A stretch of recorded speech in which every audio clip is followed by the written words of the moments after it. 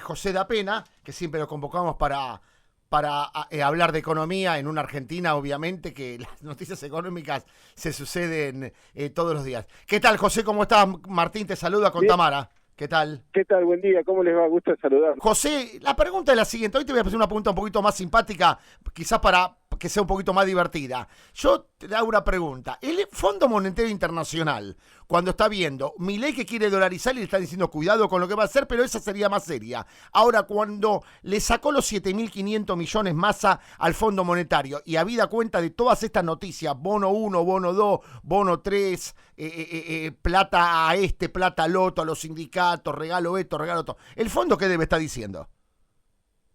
Sí, que el fondo ya lo sabía, esa. Si no es nada nuevo, lo que pasa es que tiene que cobrar y Ah, como sabe que tiene que cobrar, de alguna forma tiene que hacer concesiones. Hay un refrán que dice que si yo te debo a vos 100 pesos, yo tengo un problema. Si yo te debo 1.000.000 de pesos, el problema lo tenés vos, ¿no?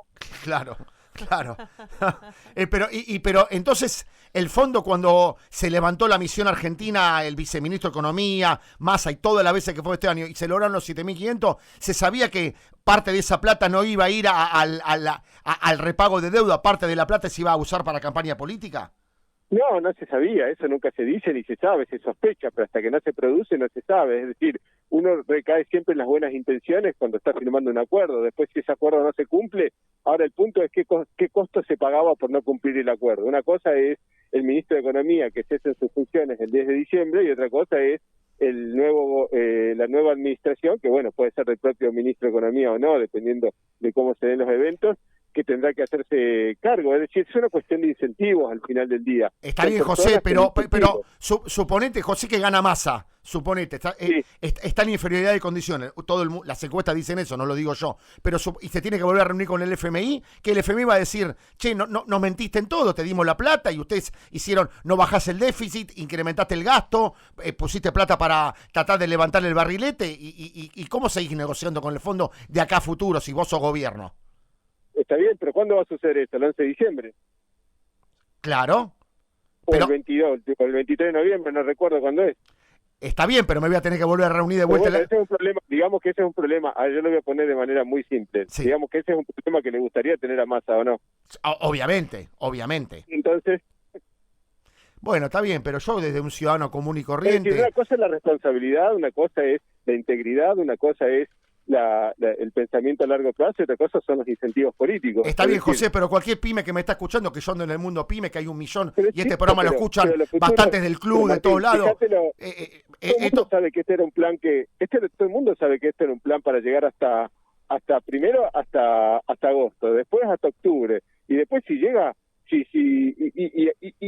dentro de todo le está sí. dando algo de resultado, que yo no puedo creer que las intenciones de votos con todo este nivel inflacionario, con esta presión sobre el dólar, lo que están diciendo los futuros, con una economía que desde el 2007, el PBI per cápita desde el 2007 no ha crecido. Entonces uno tiene que reconocer de ahí que algo de resultado debe estar dando toda esta estrategia y que después Dios dirá, ¿no? Es decir, yo entiendo el tema de la responsabilidad. El punto es Claro. que a veces la responsabilidad tiene que ser exigida por la gente, no enseñada por los políticos. Es decir, si uno tiene un nivel de inflación de hace 15 años aproximadamente que está por encima de los 2 dígitos y existe cierta tolerancia, bueno, uno no tiene que de alguna forma pensar que el político no va a aprovechar eso. Yo creo que a veces uno confunde los incentivos con la responsabilidad.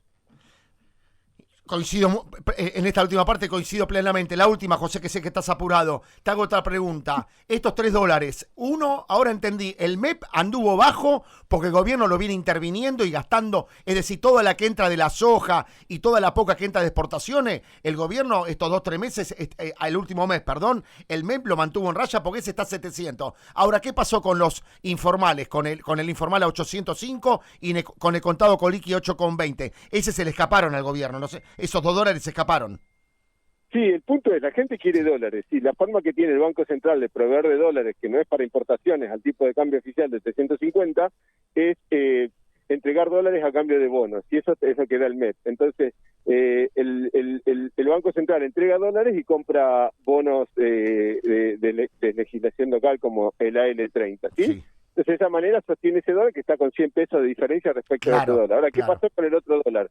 Bueno, si uno tiene oportunidad de ver es decir, voy a ponerlo de otra manera.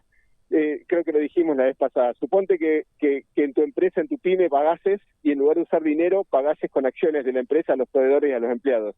¿Qué pasaría con eso? Bueno, en algún momento se darían cuenta de que las acciones no valen mucho, al contrario, estarías inundando de acciones y eso estaría haciendo bajar el precio de las acciones. Bueno, lo mismo pasa con el peso. Al inundar el Banco Central con pesos del mercado, sea vía pasivos no remunerados o pasivos remunerados, lo que termina sucediendo es se anticipan a un posible tipo de cambio que si uno lo ve desde el punto de vista técnico, es un tipo de cambio. Perdóname, porque me gustó lo que me comparaste, pero en el caso de una pyme, de mi pyme, que está bien el ejemplo que me das, pero si yo quiero pagar lo que el mercado, mis compradores se van a dar cuenta y no me la van a querer comprar esas acciones porque van a pensar que la empresa está en una mala situación económica. No te la compran, vos lo obligás a recibir acciones, así funciona el Banco Central. Ahora sí. Es decir, entonces llega un momento que tus empleados te dicen, sí, está bien, ¿sabes qué? Pero por cada hora de trabajo me tengo que dar más acciones. Entonces, ¿qué es lo que está sucediendo? La inflación en términos del precio de tus acciones. Claro. Interesante. Entonces, esto cuando se corta todo esto, por el momento no hay ningún atisbo. Esto va a empeorar antes de mejorar. Claro.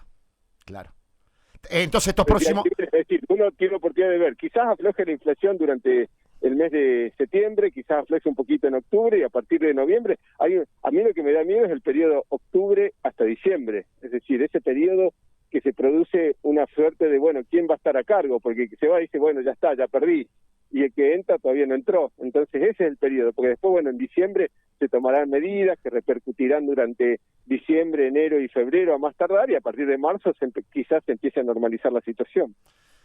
Lo que se nos viene, José, gracias por este ratito. Exactamente.